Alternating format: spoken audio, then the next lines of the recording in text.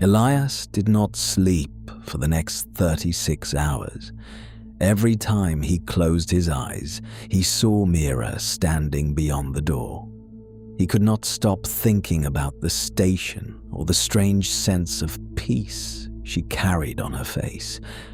The image followed him through every waking moment, making it impossible to focus on anything else. It was not fear anymore that controlled him, but something more dangerous: fixation. The moment he saw her, in Phase 2, something inside him broke in a way he could not explain, because she did not look like someone who was trapped. She looked like someone who had already accepted a truth he had not reached yet. And that thought stayed with him until it replaced everything else. When Elias returned to the research facility, the atmosphere had changed completely. Security was tighter, access levels had been rewritten overnight, and entire sections of the building were now restricted without explanation. People were moving differently too. Faster, quieter, like they were avoiding saying too much out loud. Something was being hidden, and now it was obvious even without proof. Elias knew he could no longer approach this as a standard research problem. The system had expanded far beyond neuroscience. It had become something coordinated, global, structured, and if Mira was already in Phase 2, then whatever this system was, it was not waiting for permission to continue. That night, he broke into the restricted archive servers. At first, everything looked exactly like standard classified bureaucracy. Redacted reports, incomplete data sets, fragmented sleep studies, emergency memos marked with urgency, but no detail. But deeper inside the system, he found something that did not belong to medical research at all. A directory labeled Project Terminus. The name alone made him stop, because it was not referenced anywhere in public documentation. Not in scientific papers, not in government statements, not even in the leaked materials circulating online. It existed as if it had been deliberately removed from collective awareness. He opened the file. The first documents were environmental projections, but they were not theoretical models. They were updated real-world calculations, constantly revised, constantly becoming worse. Ocean instability, agricultural collapse, atmospheric degradation accelerating in patterns that should not have been mathematically possible, entire regions becoming unstable in ways that defied normal predictive science. At first, Elias thought it was a worst-case simulation. Then he noticed the timestamps. These were not predictions. These were confirmations. The world was not approaching collapse. It was already collapsing. Slowly, silently, structurally. And the worst part was that someone had been tracking it for years.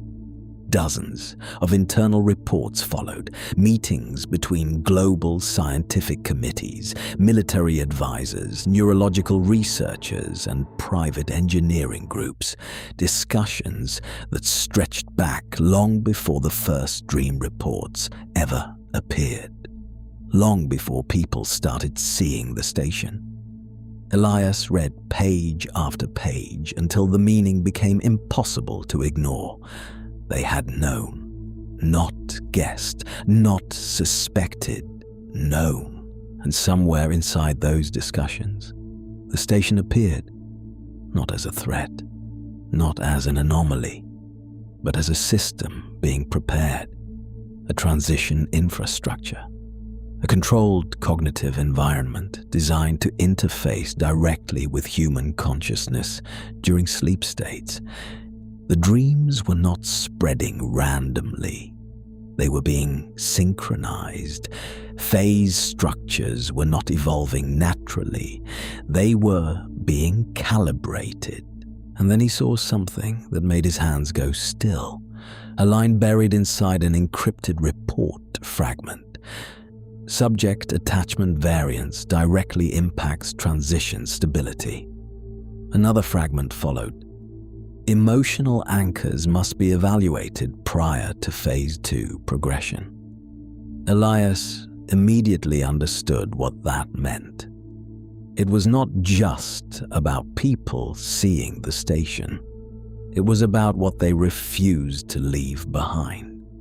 And suddenly, everything connected back to Mira.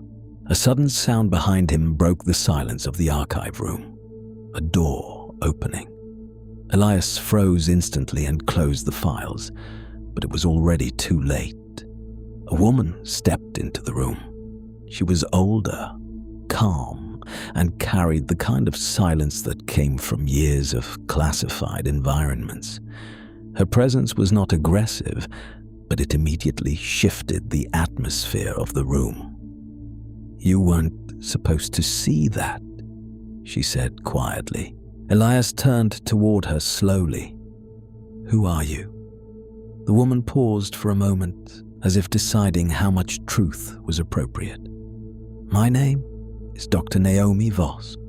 A silence followed. Then she added something that changed the direction of everything Elias thought he understood. "And I helped design the station." For a moment, Elias thought he had misheard her. The station was not discovered. It was not an anomaly. It was designed, built, structured. "You created the dreams?" Elias asked. Dr. Voss shook her head slightly. "No.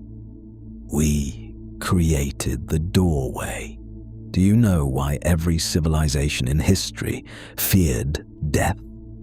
Elias did not respond. "Because it was a wall," she continued. "Something final. Something absolute."